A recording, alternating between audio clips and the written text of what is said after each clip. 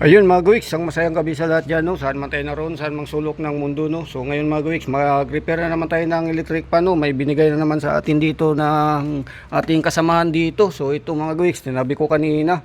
At ngayon, yan yung ating gagawin, no? So ito ay AC DC mga Guwiks. Ibig sabihin, may battery ito sa ilalim at yun daw ang diferensya nito ay hindi na nag-charge at overheat pagka ginamit, sobrang mainit. So ayaw niyang sumabog dahil ayaw niyang masira ng tuluyan. So ngayon ito mga Guwiks, pwede naman to isaksak daw sa kuryente. So ano daw natin mga Guwiks, i-convert, i-rekta natin. So tingnan natin mga Guwiks kung ano ang function nito sa ilalim. Tingnan natin yung battery mga Guwiks, no. So ito ay sabi nga niya ay matagal na raw tong stock, halos 1 taon na hindi niya nagagamit. So ngayon lang niya naisipan na ipagawa sa atin dahil nakikita niya na tayo ay gumagawa ng mga electric pan dito, no. So pero ito kakaiba mga Guwiks, kasi ito nga daw ay nabili niya ng halos mahigit daw 2,000 kung hindi ako nagkamali. So ito ay kahit walang kuryente pwedeng gagamitin, paanda rin kasi may battery ito sa ilalim mga Guwiks. So buksan natin ngayon to kung paano natin irekta sa kuryente. So yun mga Guwiks, buksan natin. So ito na ngayon mga Guwiks, no. Yan. So sa ilalim ay ating buksan dito. Yan, ito yung ilalim mga Guwiks na kailangan nating buksan, no. So ito naman ay may mga screw. So yan.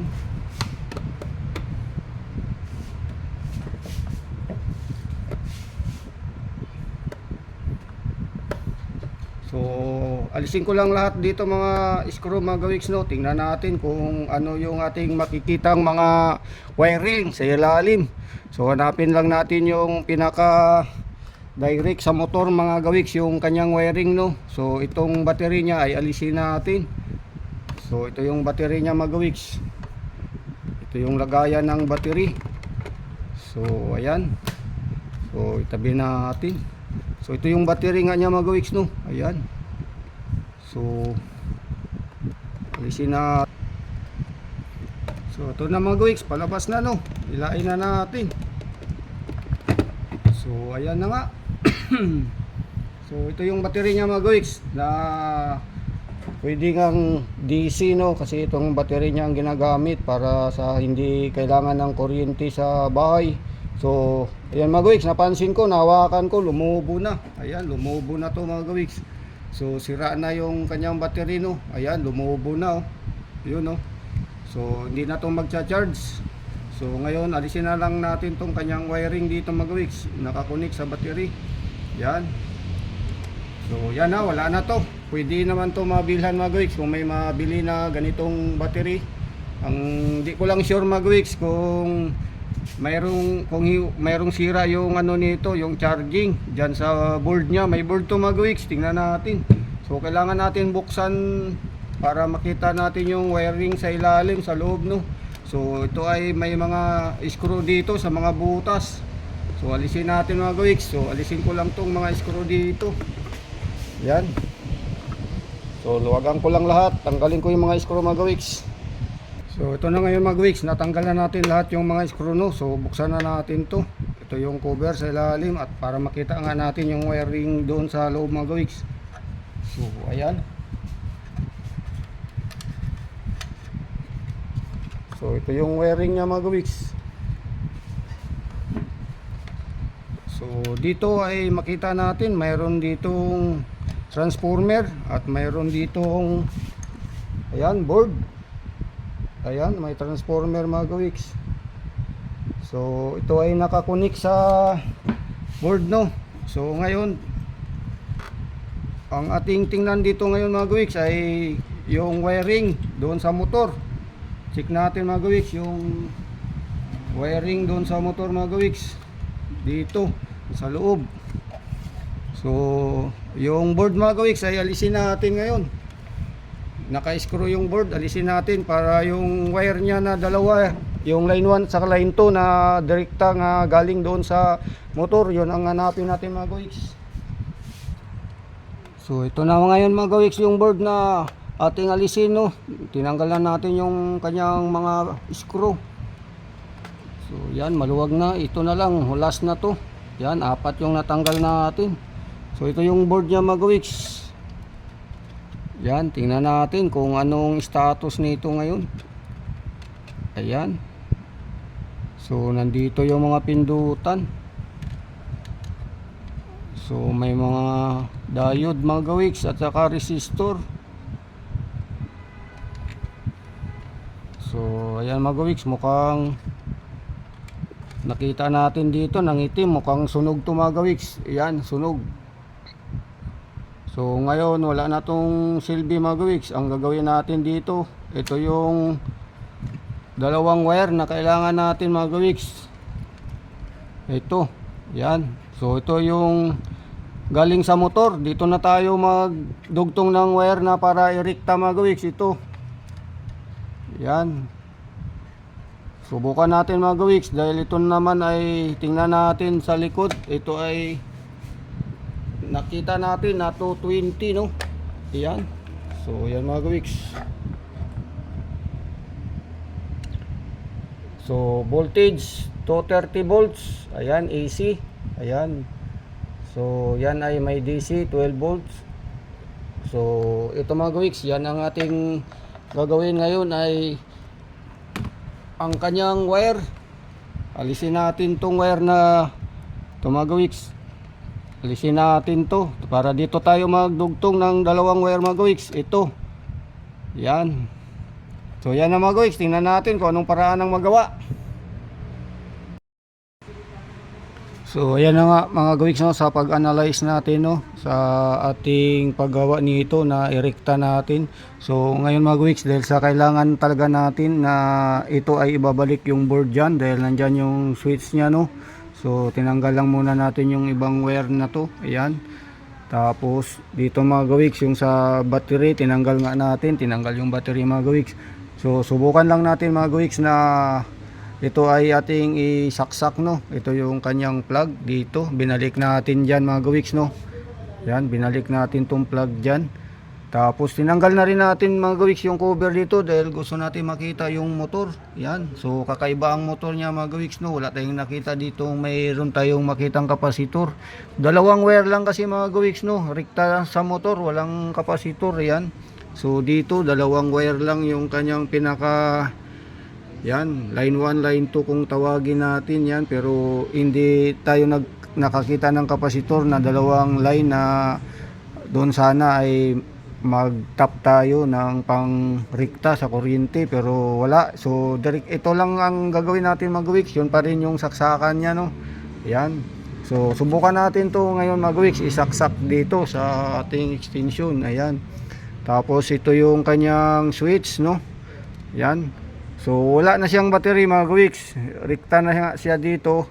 Yan, kung gagana wala na siyang battery. So dito na to mga weeks. Yan. So ganito na lang din. Yan, saksak natin. Ayan, umilaw mga weeks oh. Umilaw. Tapos yan, nilagyan natin dito ng electrical tape para makita natin kung yan ay iikot no.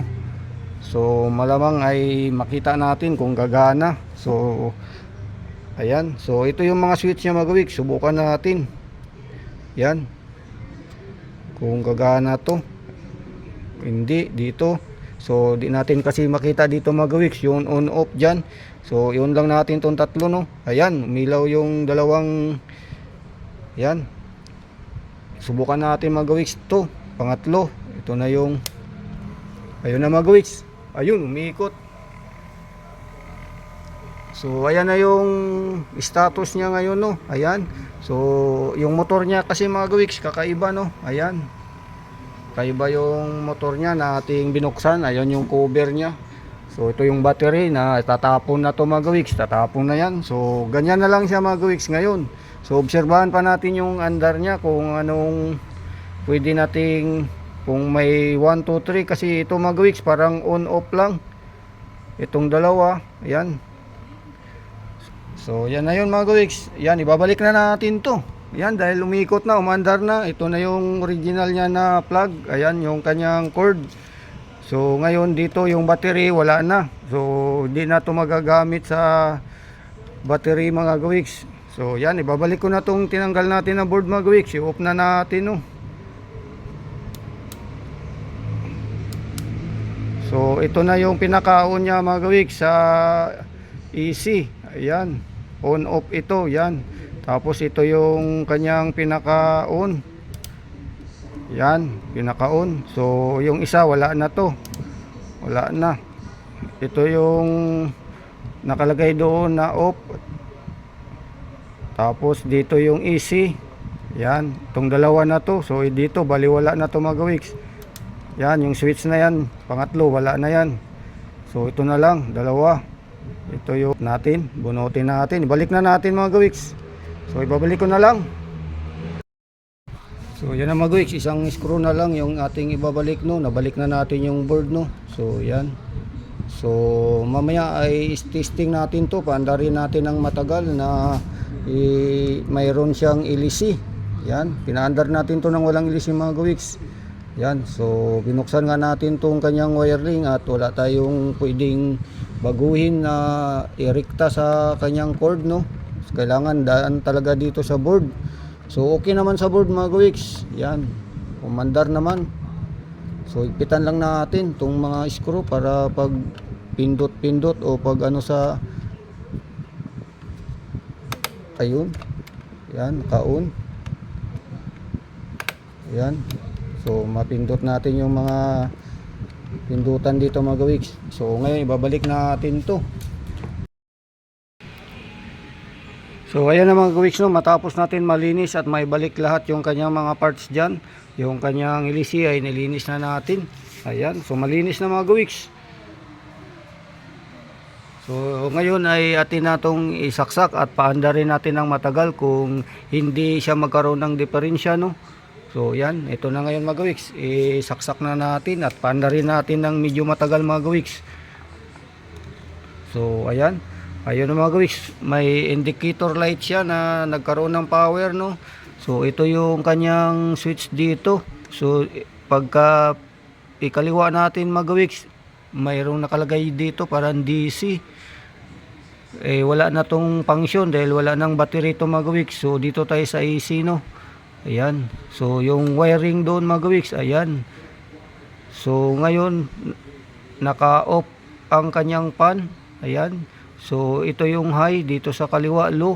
So medyo malabo lang yung sulat mga gawiks, nabura na. So ngayon i-on natin muna sa low. Ayan, dito i-on natin kasi sa gitna naka-off yan. So ilagay natin sa left para sa low, para pag umandar to mga gawiks. Ayan, yan na yun. So ayan na mga gawiks. Ayan na, umandar na mga gawiks. Yes, yahoo. Ayan ay nakarekta na tayo sa kanyang cord na wala nang battery mga gawiks no. So yung battery niya mga gawiks dito, yan. So ang battery niya ay lumubo na, ayan, lumubo. Kaya wala na tong function, hindi na gumagana. So ngayon hindi na yan connection dito dahil wala na. So yan na mga gawiks, obserbahan natin to kung wala siyang diferensya no. So yan na yung kanyang gamit ngayon. So matagal tong naka-stock dahil nga sa sabi nung may-ari mga gawiks ay pagka ginamit o nung huli niyang gamit ay sobrang init dito. Parang nakakapaso kaya hindi na niya ginamit no. So yan mga gawiks, obserbahan natin. Ayan, so hanggang dito na lang at siyempre ako'y magpapasalamat sa lahat dyan. Bye bye, yahoo!